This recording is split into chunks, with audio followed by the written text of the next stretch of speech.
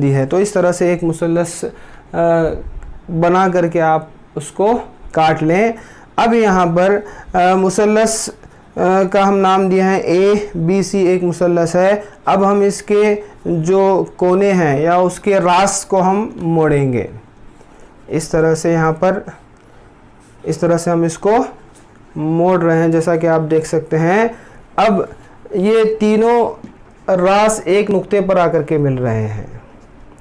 आप देख सकते हैं मुसल्लस के तीनों रास एक नुक्ते पर आकर के मिल रहे हैं। मुसल्लस के जो तीन ज़ाविये हैं, ज़ाविया A, B और C, यहाँ पर कौन सा ज़ाविया बना रहे हैं?